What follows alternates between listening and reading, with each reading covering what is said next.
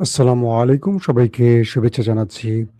মাসুম মাহবুব দেখছেন open the YouTube channel এবং মাসুম মাহবুব Facebook page. পৃথিবীর যেই প্রান্ত থেকে যারা দেখছেন সবার জন্য শুভকামনা, ভালোবাসা। দর্শক, আমাদের কাছে বেশ কিছু গুরুত্বপূর্ণ খবর আছে। আমরা আন্তর্জাতিক বিশ্বের বেশ কিছু খবর দেব আপনাদের। আমরা দেব আপনাদের আ সাতক্ষীরা জামাত নেতাকে নিয়ে। পাশাপাশি ভারতের লেটেস্ট আপডেট জানাবো এবং জানাবো ইরান এবং আমেরিকার মধ্যেকার লাস্ট কি ঘটেছে সেই বিষয়ে। আপনারা আমাকে শুনতে এবং দেখতে পেলে একটু কমেন্ট করে আমাকে জানান। আপনারা শুনতে এবং দেখতে পাচ্ছেন কিনা? কোনো সাউন্ড বা কোনো ক্ষেত্রে প্রবলেম আছে কিনা? দর্শক,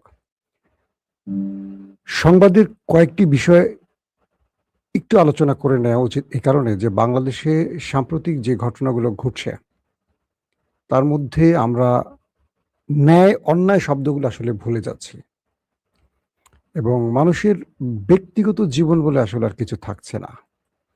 এটা খুবই মর্মান্তিক বিষয়। এটা আজকে আমার জীবনে ঘটতে পারে, কালকে আপনার জীবনে ঘটবে। এটাই স্বাভাবিক। বাট অপরাধ তদন্ত বা অপরাধ মানে অপরাধীকে শাস্তি দেওয়ার বিধানটা আসলে থাকা উচিত রাষ্ট্রের কাছে, কোনো ব্যক্তিগত মানুষের কাছে না।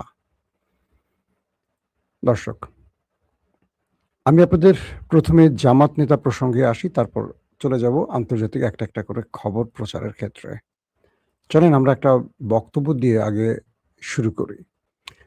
দর্শক, আমি যেই লোকটার বক্তব্য আপনাকে শোনালাম সেটা হলো সেই মরিয়ম যার সাথে জামাতের নেতা বিয়ের দাবি করছেন এবং যাকে নিয়ে সোশ্যাল মিডিয়া এত আলোচনা, তার বাবা। দুজনকে দেখলে বোঝা যাচ্ছে যে বয়সের পার্থক্য মানে অর্থাৎ শ্বশুরের বয়স জামাইয়ের চেয়েও কম হয়ে গেছে। এটা আসলে একটু দৃষ্টিকটু মনে হচ্ছে। কিন্তু কিছু বিষয় আমরা মুসলিমেরা ভালো করে জানি। আমাকে যাতে আপনারা ভুল না বোঝেন আমি বিষয়টা গুছিয়ে বলি। আমি আমার জীবনে খুব কমই মানুষের প্রাইভেট বিষয় নিয়ে ভিডিও করেছি। এটা আমার খুব অপছন্দের কাজ। এবং কে কি করেছে, কার ব্যক্তিগত জীবনটা কেমন এটা নিয়ে আপনারা দেখবেন যে সোশ্যাল মিডিয়া বা ভিডিও করার ক্ষেত্রে আমি আগ্রহী না। আমার এই টাইপের ভিডিও নাই।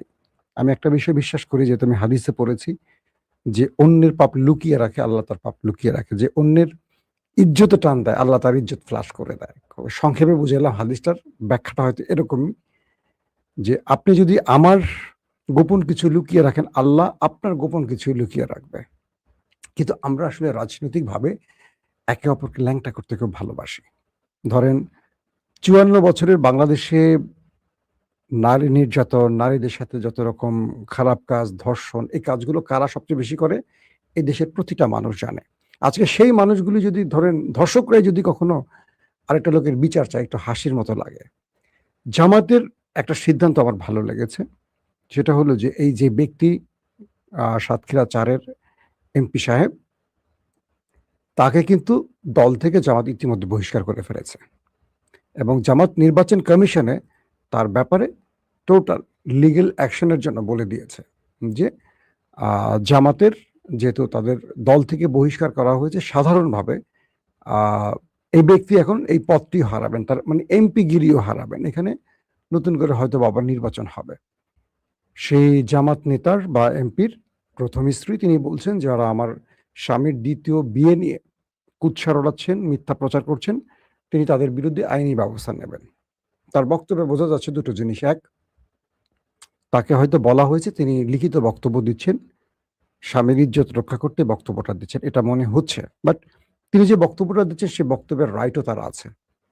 ২ টো জিনিস। একটা জিনিস হলো যে এই লোকটা যে ধরা পড়েছে, তার সকল দৃশ্য দেখে মনে হচ্ছে যে তিনি আসলে অপরাধী। তার চেহারার মধ্যে সেই অপরাধের ব্যাপারটা স্পষ্ট। ১ নাম্বার কথা। তিনি তার লজ্জা ঢাকতে বা যেটাই হোক মানুষ সেটা করে। মেয়েটাকে বিয়ে করেছেন। আমার কাছে যেটা মনে হচ্ছে, সত্য আল্লাহ জানেন, আমি বলব না যে আমার তথ্যটাই রাইট। আমার মনে হচ্ছে তিনি একটা অপরাধ করেছেন এবং ধরা পড়ার পর মেয়েটাকে বিয়ে করেছেন। এটা আমার মনে হচ্ছে কিন্তু বাস্তব সত্যটা হয়তোবা আস্তে, আস্তে আরো স্পষ্ট হবে। ২ টো বিষয়। আমি জামাতের কাছ থেকে জানতে চাই ২য় বিয়ে হারাম না জায়েজ?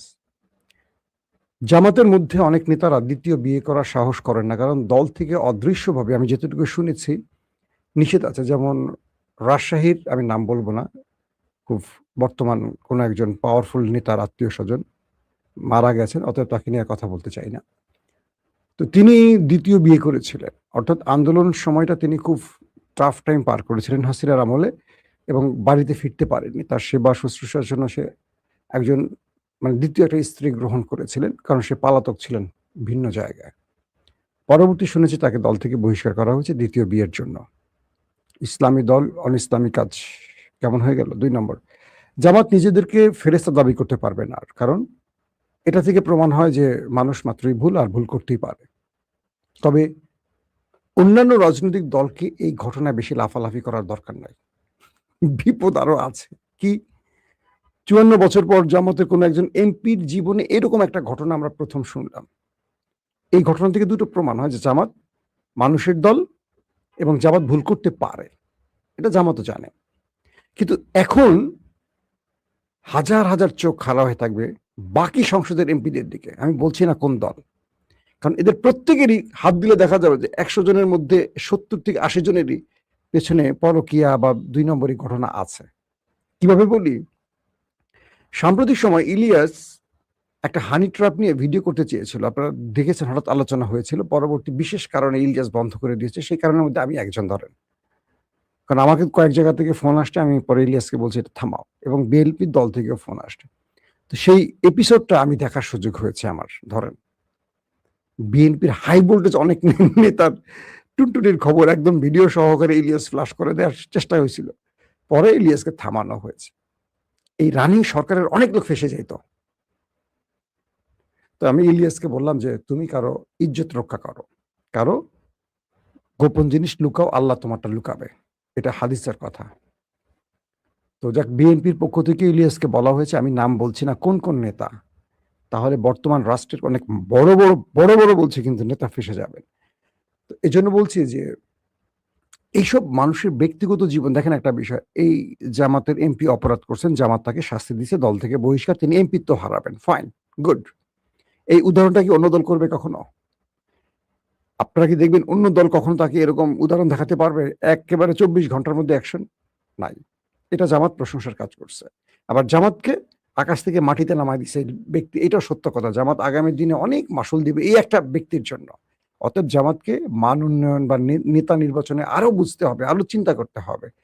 শুধু আনুগত্য বা চামচামি এগুলো দেখলে হবে না। কার সাথে ডক্টর শফিকের খাতির ভালো তাকে নেতা বানালে হবে না। কে বেশি কি বলে গ্রুপ মেইনটেইন করতে পারে তাকে না, অনেক বিষয় থাকে। তো ধরেন যে ব্যক্তিরা এই লোককে ধরেছেন, তার টাকাগুলো নিয়ে গেছেন, মোবাইল নিয়ে গেছেন, বিভিন্ন কাগজপত্র বাদ দেন, মূল্যবান জিনিস নিয়ে গেছেন, তারা কি ছিনতাইকারী নাকি ছিনতাইকারী না? রাষ্ট্রে আমাকে কোনো প্রাইভেট ব্যক্তি, ইন্ডিভিজুয়াল ব্যক্তি আমাকে আটক করার অধিকার আছে রাষ্ট্রে? এই কথাগুলো কেউ বলছেন? বাংলাদেশের আইন শৃঙ্খলা বাহিনী কেন আছে? একটা জিনিস কি, রাষ্ট্রের কিছু নিয়ম বা মানে কি বলবো সিস্টেম থাকে। তিনি যদি অপরাধ করেন, তার অপরাধ প্রমাণ হলে রাষ্ট্রের ব্যবস্থা নেওয়ার অনেকগুলো জায়গা আছে। কয়েকজন লোক ট্র্যাপ তৈরি করবেন, তাকে একটা রুমে আটকানোর পর তার কাছ থেকে টাকা নিবেন, মোবাইল নিবেন, সেটা ভিডিও ফ্ল্যাশ হবে, আইন তাদের ব্যবস্থা নেবে না, কারণ তারা জামাতের লোক। এই কাজটা যদি বিএনপির এমপির সাথে হইতো, এই লোকগুলোকে খুঁজে এতক্ষণ পুলিশ বাটি চালান দিয়ে বের করতে এবং গিরায় গিরায় পিটাইতো। আমাদের রাষ্ট্রটা হচ্ছে এরকম। কাজটা বিএনপি করছে, জামাত করছে, ফাঁসাও, ডুবাও। যদি আওয়ামী লীগ ক্ষমতা থাকতো, এই ঘটনাগুলো জামাত নেতার এই ঘটনা বিএনপিও লুকিয়ে রাখতো, কারণ বিএনপি আর জামাত তখন একজোট ছিল। এখন তারা সরকার বিরোধী দল। আমার একটা ভয় হলো আগামী কালকে থেকে যে বিএনপি নেতাদের চরিত্রের ১২টা বাজা শুরু করবে, সেটা থামাবে কি করে? জামাত তো মোটামুটি কনফার্ম বলতে পারবে যে আমরা ৫৪ বছরে একটা ঘটনায় ফেঁসে গেছি, এরকম আমাদের ঘটনা কম। বাংলাদেশে এই নির্বাচনের পর সর্বাধিক ধর্ষণকারী কারা? বিগত ১৫.৫ বছর সবচেয়ে বেশি ধর্ষণকারী কারা ছিল? কোন কোন নেতারা হানি ট্র্যাপে পড়ে, এইরকম মধুকুঞ্জে গিয়ে ধরা পড়ে? কেন ধরা পড়ে? এরা কারা? এগুলো লিস্ট খুঁজলে আমরা দেখব। একটা সিস্টেম যদি এখন আনে যে কোনো ব্যক্তি যদি কোনো মেয়েকে অবৈধভাবে মেলামেশার ক্ষেত্রে ধরা পড়ে, তাকে পাথর মেরে মারা হবে ইসলামের বিধান অনুযায়ী। আমার মনে হয় এই ক্ষেত্রে একটা ভালো দৃষ্টান্ত স্থাপন হবে। কিরকম? জামাত এই নেতার ফাঁসি হয়ে যাক, বা তার পাথর মেরে মেরে ফেলেন। এটা কি বিএনপি আওয়ামী লীগ মানবে? মানবে না। কারণ জামাত তো 54 বছরে একজন নেতাকে হারাবে, কালকে পার্লামেন্টের অর্ধেক এমপি দেখবে না, নাই সব পাথর মারা গেছে পাথরের।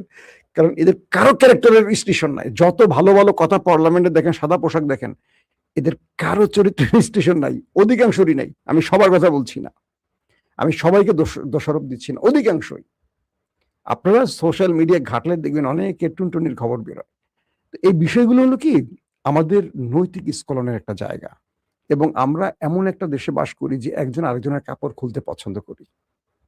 আল্লাহ কি করে, আবার আরেকজনের কাপড় খুলে দেয়, বুঝেন নাই? আপনি আজকে আমার কাপড় ধরে টান দিবেন, কালকে আরেকজন আপনার কাপড় ধরে টান দেবে। এই বৈশিষ্ট্যটা আমাদের এই বাংলাদেশে আছে, এবং আমরা একটা অশিক্ষিত জাতি, এবং আমাদের দেশের যা মানে বাংলাদেশে যারা আমরা বাস করি, আমাদের এটা নিয়ে আর নতুন করে কিছু বলার আসলে থাকে না, যে আমাদের মানসিকতাটা কোন লেভেলে। তো আমি মনে করি এই ব্যক্তিকে দ্রুত তার পার্লামেন্টের পদ থেকে সরিয়ে দেওয়া উচিত। যে ব্যক্তি তার কি বলবো, যে ব্যক্তি তার নিজের অভ্যাস বা তার নিজের চরিত্রকে কন্ট্রোল করতে পারেন না, যদি সামনে আরো আইনি ব্যবস্থা এবং প্রমাণ হয় যে তিনি মেয়েটাকে বিয়ের আগে অবৈধভাবে মেলামেশা করেছেন, রাষ্ট্রীয় বিধান বা ইসলামের বিধান অনুযায়ী তার বিচার হোক, এটা আমি দাবি করি। এক, বাংলাদেশে এরকম তার মতো যেন আর কেউ, শুধু জামাত না, আর কোনো দলের লোকও যেন করতে না পারে। আর যে মেয়েটা এই ঘটনার সাথে জড়িত হয়েছেন, আমি সত্য মিথ্যা জানি না, তাই আমি এটা নিয়ে বিস্তারিত বলবো না, যেহেতু আমি বক্তব্য পেয়েছি, তারা বিয়ে করেছেন, তার মেয়ের বাবা বলেছেন, আবার ওই লোকের এমপি সাহেবের স্ত্রী বলেছেন। তাই রাষ্ট্রের উচিত এটা সঠিক বিচার করা, এবং এই ঘটনাগুলো বিচার হলে বন্ধ হয়ে যাবে। তবে মানুষ ভুলের ঊর্ধ্বে নয়, এটাও মাথায় রাখতে হবে। ইসলামী দল করে বলে যে সে দলটা ফেরেস্তা না, এটা আমাদের প্রমাণ আমরা পেয়েছি। দর্শক আসেন 2 নম্বর গুরুত্বপূর্ণ খবরটিতে আসে। ভারতে ককরোচ পার্টির দাবিতে ব্যাপক আন্দোলন চলছে। প্রশ্নপত্র ফাঁসের অভিযোগ থেকে ভারতের পুরো শিক্ষা সিস্টেমের বিরুদ্ধে এই আন্দোলন শুরু হয়। দিল্লিতে এই প্রোটেস্ট শান্তিপূর্ণ থাকলেও পুলিশের বাধা এটা এখন মারমুখী অবস্থানে চলে গেছে। Police tear shell, rubber bullet থেকেও মানে লাঠিচার্জ সবগুলি এখন প্রয়োগ শুরু করেছে। ইতিমধ্যে ভারতের বাকি বিরোধী দলগুলো এই তেরাপোকা পার্টি বা ককরোচ পার্টির পক্ষে মাঠে নেমেছে। আজকে কংগ্রেসের 2 প্রধান নেতা, সোনিয়া গান্ধীর মেয়ে প্রিয়াঙ্কা গান্ধী এবং রাজীব গান্ধীর ছেলে রাহুল গান্ধী, দুজনেই মাঠে নেমেছিলেন এই আন্দোলনের পক্ষে। পুলিশ তাদের গ্রেফতার করে, পরবর্তী তাদের দুজনকে ছেড়ে দিতে বাধ্য হয়, এবং দিল্লিতে পার্লামেন্ট এরিয়াতে ছাত্রদের সাথে পুলিশের ব্যাপক লড়াই হয়, প্রচুর গাড়ি ভাঙচুর হয়। প্রথমে শিক্ষামন্ত্রীর ধর্মেন্দ্র তার পদত্যাগের দাবি ওঠে, কিন্তু এখন এই আন্দোলনটা নরেন্দ্র মোদীর পদত্যাগের দিকে চলে গেছে। ভারতের অনেকেই মনে করছেন যে বাংলাদেশের একজন কুফাকে ভারতে আশ্রয় দেওয়ার জন্য নরেন্দ্র মোদী একই পরিণতির মুখে পড়ছেন কিনা, এবং ভারতের অনেকগুলো গণমাধ্যম ইতিমধ্যে বলতে শুরু করছেন বাংলাদেশের ঠিক বৈষম্য বিরোধী আন্দোলনটি যেভাবে ক্রমান্বয়ে একটা সরকার পতনের দিকে চলে এসছে, এই ককরোচ পার্টির আন্দোলনটা ঠিক সেই রকম রূপ ধারণ করছে। এবং বলা হচ্ছে যে বাংলাদেশেও ঠিক এইভাবেই প্রথমে কিছু অধিকার বিষয়ে এই আন্দোলনটি হয়েছিল। আপনারা আমাদের যুদ্ধের আপডেট দিচ্ছেন, আরো 70-75 বিলিয়ন ডলার চেয়েছেন, যে যুদ্ধে আমেরিকার সেরা মারা যাচ্ছে, যে যুদ্ধে আমেরিকা অস্ত্র হারাচ্ছে, যে যুদ্ধে ইরানের কাছে আমেরিকার পরাজয় হচ্ছে, কেন সিনেট টাকা পাশের ব্যাপারে মানে ডলার পাশের ব্যাপারে মঞ্জুরি দেবে? এই যুদ্ধ আমেরিকা কি পেয়েছে?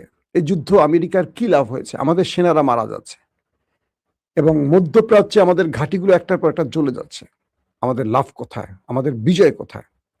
মোটামুটি আমেরিকার পিগ হেগসেটকে লিঙ্ক করে ছেড়ে দিয়েছে সিনেট, এবং ট্রাম্পের পুরোপুরি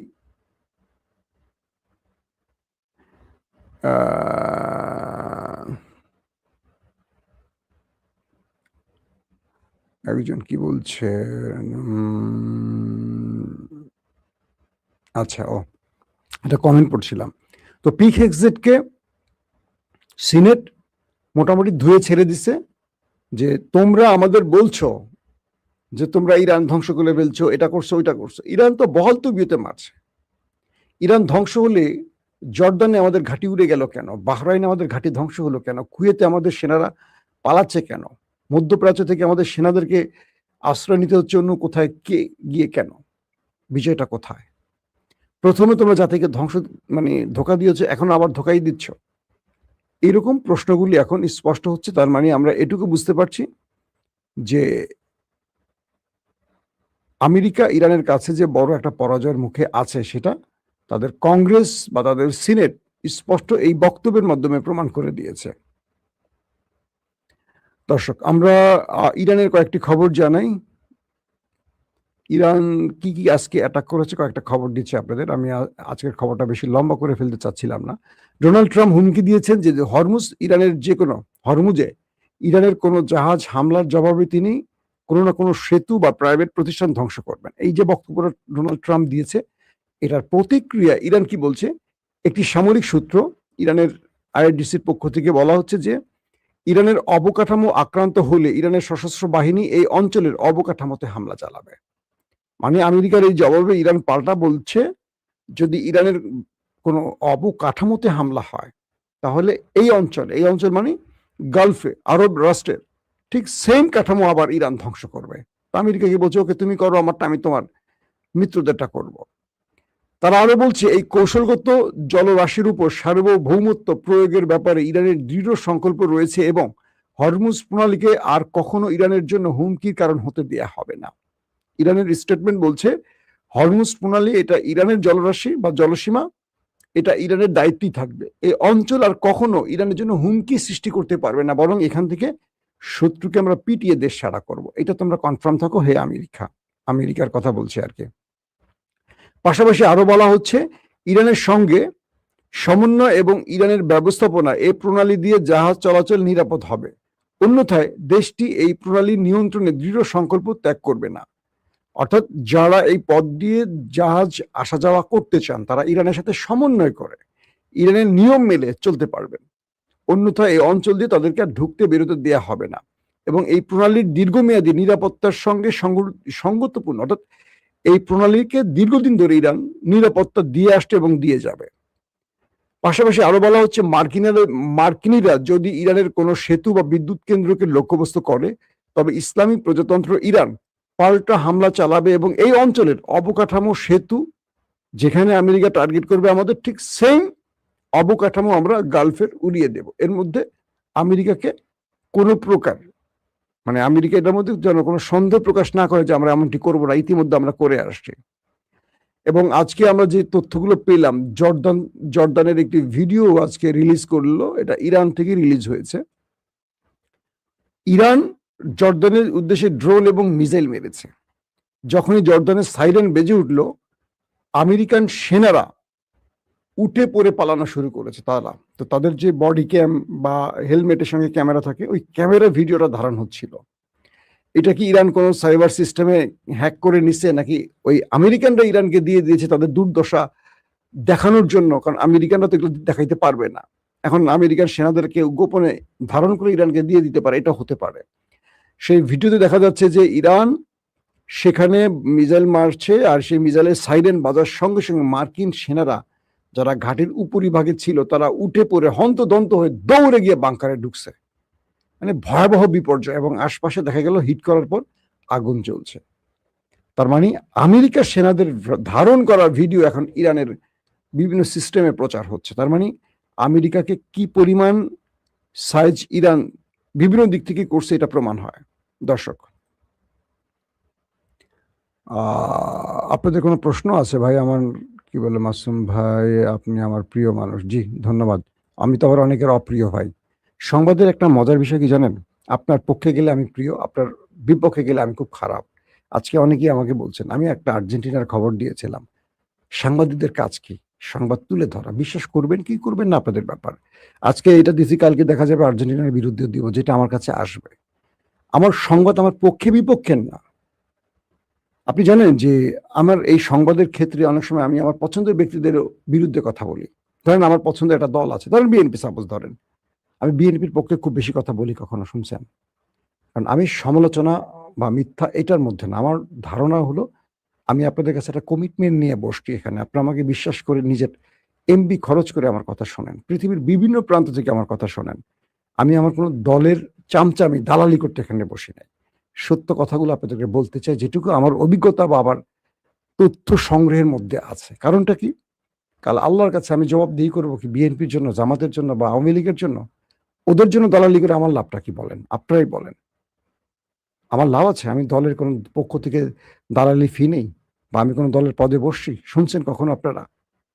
সো আমি কোনো পক্ষের জন্য কখনো দালালি করব না। এটুকু বিশ্বাস রাখেন আমার জন্য। আমি কোনো দলের পক্ষে না। বাট যেটা ভালো সেটাকে ভালো বলতে চাই, যেটা কালো সেটাকে আমি কালো বলতে চাই। এখন আপনি আমাকে পছন্দ করবেন না করবেন আমার কিচ্ছু যায় আসে না। শুধু আমি আমার আল্লাহর কাছে দায়মুক্ত পেতে চাই যে আল্লাহ আমাকে মিথ্যা বলায় নাই, সত্য বলেছি। এই সত্যের জন্য যেন আমি আল্লাহর কাছে মাপ পাই। এটাই হলো আমার সাংবাদিকতার মূল কি বলবো? যে চিন্তাটা আমি এভাবেই লালন করি। এটাই আমার আদর্শ। কেউ ভালোবাসেন, খুশি হব, কেউ ঘৃণা করেন তাকেও ভালোবাসবো। আল্লাহ হাফেজ।